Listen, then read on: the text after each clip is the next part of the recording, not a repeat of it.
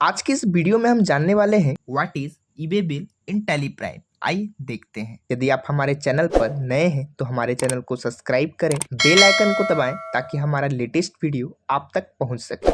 मैं अंकित आप सभी का स्वागत करता हूं हमारे यूट्यूब चैनल पे। यदि आप भी चाहते हैं टैली प्राइम को कंप्लीट सीखना, वो भी एडवांस टिप्स एंड ट्रिक्स के साथ, तो आप इस चैनल के प्लेलिस्ट में जाकर टैली प्राइम एडवांस वाले सीरीज को ज्वाइन कर सकते हैं। अब बारी है जीएसटी के अंदर ईबे बिल क्या होता है इसको जानने की। जीएसटी की इनवॉइस को हमने बना लिया था, लेकिन कुछ चीज़ें जो है और थ्योरी हमें समझना है। इसमें ईबे बिल का फुल फॉर्म होता है इलेक्ट्रॉनिक वे बिल। अब ये क्यों बनाया जाता है, कब बनाया जाता है और कौन बनाता है, ये सारी चीज़ें डिटेल में हम जानने वाले हैं। सबसे पहले ये जान लीजिए कि ये कंपलसरी कब रहता है। जब आप 50,000 से ज़्यादा, ध्यान से सुनिए, 50,000 से ज़्यादा बोला जा रहा है, 50,000 से ज़्यादा माल की सप्लाई कर रहे हैं या माल को रिसीव कर रहे हैं, यानी कि गुड्स को आप ट्रांसपोर्ट कर रहे हैं या बेच रहे हैं, सेल्स कर रहे हैं या फिर रिसीव कर रहे हैं गुड्स को 50,000 से ज़्यादा, मतलब आपकी जो इनवाइस वैल्यू है वो 50,000 से ज़्यादा है। याद रखिए, इनवाइस वैल्यू 50,000 से ज़्यादा है तो यहाँ पे आपका जो ईबे बिल है वो आपको बनाना आपके लिए कंपलसरी होता है, अनिवार्य होता है। लाइक वो इंटर स्टेट ट्रांजैक्शन है या फिर इंट्रा स्टेट ट्रांजैक्शन है, वो आपको ईबे बिल बनाना कंपलसरी है। और ईबे बिल ट्रांसपोर्ट व्हीकल्स के साथ कंपलसरी होता है, मतलब बनाना या देना होता है। सो आपको ये पता चला कुछ चीज़ें और भी है ईबे बिल के साथ जो आपको जाननी बहुत ज़रूरी है। अपने राज्य में 50 किलोमीटर की कम अंतर पर गुड्स का परचेज या सेल्स कर रहे हैं आप, तो ईबे बिल बनाना जरूरी नहीं है। आप ध्यान से सुनिए, 50 किलोमीटर से कम ये पहला रूल है। ओल्ड रूल था कि 10 किलोमीटर से कम, अब उसे अपडेट करके 50 किलोमीटर कर दिया है और ये टाइम टू टाइम चेंज होती रहती है रूल में, तो आपको अपडेट रहना ज़रूरी है। तो फिलहाल 50 किलोमीटर के कम अंतर पर ईबे बिल मतलब परचेज करो, सेल्स करो या फिर ट्रांसपोर्ट करो। ध्यान से सुनिए, परचेज, सेल या ट्रांसपोर्ट। ट्रांसपोर्ट मतलब एक गोडाउन से दूसरे गोडाउन में आप सामान भेज रहे हैं तो ईबे बिल ज़रूरी नहीं होता है। आप गुड्स लेके जा रहे भी हो तो ईबे बिल ज़रूरी होता है अगर 50 किलोमीटर से ज़्यादा डिस्टेंस पे वो है। 50,000 रुपये इनवाइस भी है, याद रखिए 50,000 रुपये से ज़्यादा का इनवाइस है। ओके, इनवाइस वैल्यू है तो।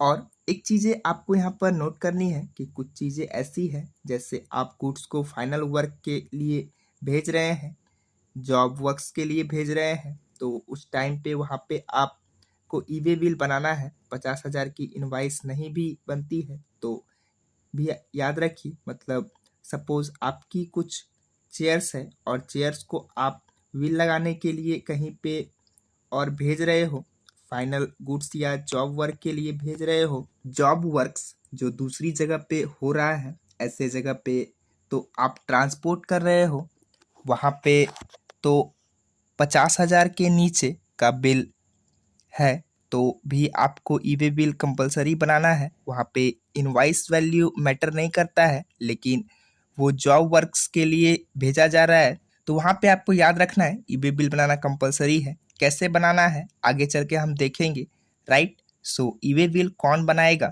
ईबे बिल जो माल की बिक्री करता है ऑफकोर्स वही बनाएगा जो सेलर होता है, लेकिन अगर वो जीएसटी में रजिस्टर नहीं है उस केस में वो खरीदी करने वाला बनाएगा। ऑफकोर्स बनाना तो है, दोनों केस में ये आपको याद रखना है। आगे ईबे बिल की वैलिडिटी क्या है, ये क्वेश्चन आपका रहेगा। और यहाँ पर नॉर्मल व्हीकल होता है, उस व्हीकल की वैलिडिटी है 100 किलोमीटर का अंदर का डिस्टेंस है तो एक दिन वैलिडिटी है। ईबे बिल बनाने के बाद एक दिन उसे वो इस्तेमाल कर सकता है अपने ट्रांसपोर्ट के साथ, मतलब ईबे बिल इसमें ट्रांसपोर्ट हो रहा है उसी की सारी डिटेल रहती है। ईबे बिल मतलब वही है इलेक्ट्रॉनिक बिल का, जब आप ट्रांसपोर्ट कर रहे हो, गुड्स का ट्रांसफ़र कर रहे हो गुड्स को एक जगह से दूसरे जगह, तो आपको वो ट्रांसपोर्टर के साथ रहेगा।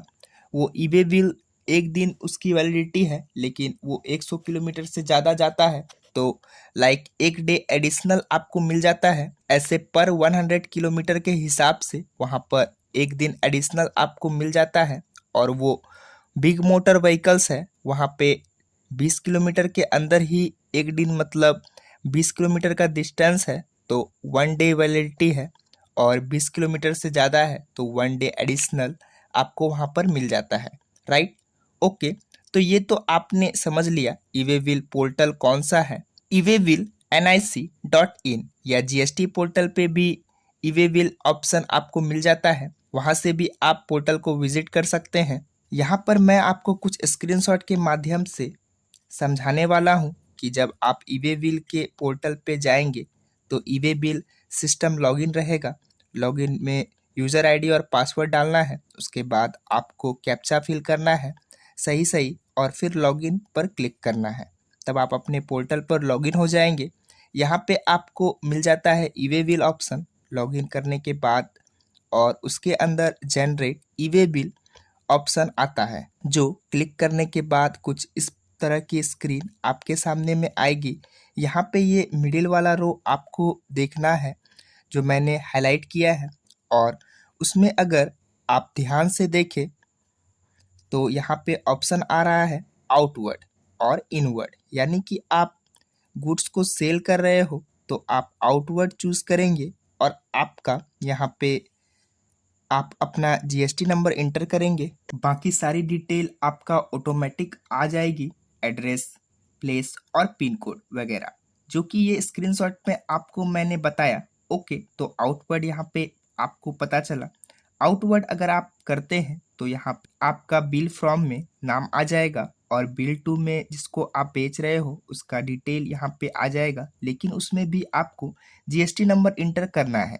ओके, तो जीएसटी नंबर नहीं है, वो रजिस्टर नहीं है, तो उस केस में आपको वहाँ पर URB टाइप करेंगे, अनरजिस्टर वो टाइप करने के बाद चलेगा वहाँ पे, क्योंकि अनरजिस्टर है तो ठीक है, आपने ये जान लिया।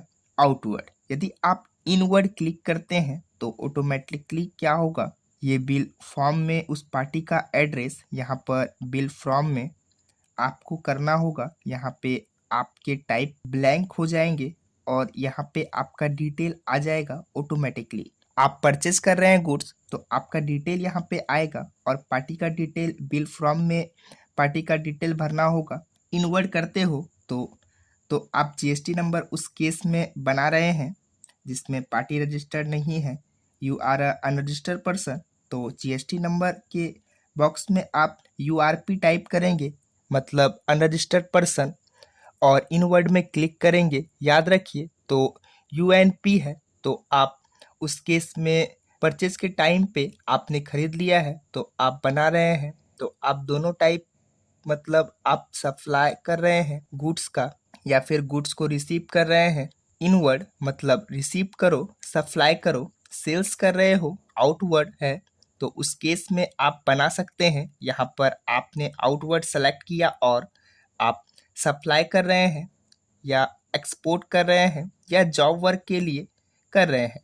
बहुत चीज़ें यहाँ पे दिया हुआ है, यहाँ से आप सेलेक्ट कर सकते हैं। लाइन सेल्स है, लाइन सेल्स मतलब आपको पता होगा कि जैसे आप डिलीवरी करते जा रहे हैं किसी शॉप में, और आपको कभी कभी ऐसा होता है कि आपको ट्रक में एक साथ माल भर दिया गया और आपको अलग अलग दुकान में पहुंचाना है, तो लाइन सेल्स के लिए आप जनरेट कर सकते हो। फॉर ऑन यूज़, अपने यूज़ के लिए आप ट्रांसफ़र कर सकते हैं, या फिर रिसिपेंट नॉट नॉन, कभी कोई केस में ऐसा रहता है कि जिसको डिलीवर करना है, मार्केट लेके जा रहे हो लेकिन जो खरीदने वाला है वो पता नहीं है, तो ट्रक भर के मार्केट लेके जा सकते हो ऐसा, तो उस टाइम पे सारी चीज़ें होती है, आप ये कर सकते हैं। तो चलिए ये चीज़ें मैंने आपको समझा दी। अब आपको क्या करना है, यहाँ पे आपका जीएसटी नंबर इंटर करना है, उसके बाद ये सारी डिटेल यहाँ पर आ जाएगी।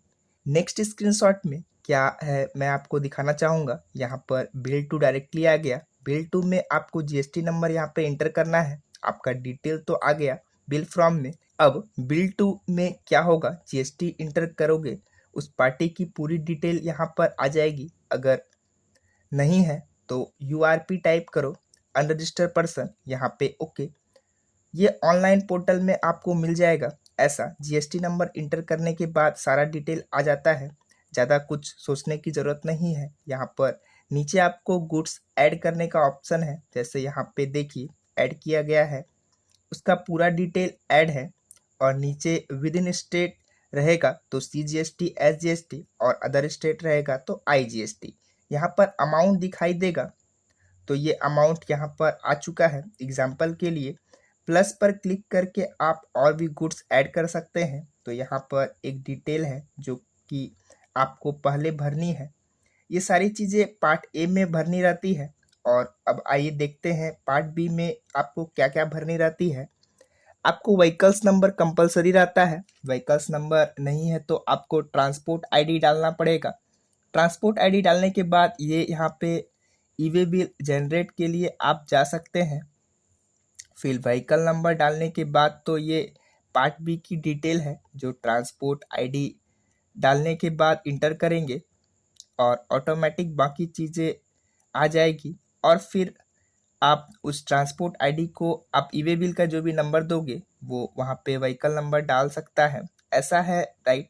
तो ये चीज़ें होती है ई-वे बिल पोर्टल पे, आपको मैंने स्क्रीनशॉट में दिखाई। हम टैली के अंदर ई-वे बिल कैसे जनरेट कर सकते हैं वो मैं आपको दिखाऊंगा। ई-वे बिल बना के जेसन फाइल उसकी अपलोड की जा सकती है। याद रखिए, टैली के अंदर ई-वे बिल बनाने के बाद ई-वे बिल बना के उसका जेसन फाइल जनरेट होता है और वो डायरेक्टली पोर्टल पे अपलोड किया जा सकता है। वो मैं आपको नेक्स्ट पार्ट में दिखाऊंगा। ये मैंने आपको बताया स्क्रीनशॉट के जरिए कि ई-वे बिल पहले हमने जान लिया कि ई-वे बिल होता क्या है और कंपलसरी क्यों है। अब आप गुड्स का ट्रांसफ़र कर रहे हो, वो वहाँ पे ज़रूरी है। आप परचेज कर रहे हो या सेल्स कर रहे हो, इन केस में आपको सप्लायर ने नहीं बनाया तो आपको बनाना ज़रूरी है, ये याद रखना है। तो यहाँ पर बनाना ज़रूरी है ई-वे बिल। तो यह वीडियो आपको पसंद आया होगा, वीडियो को लाइक करें, चैनल को सब्सक्राइब करें। Thank you.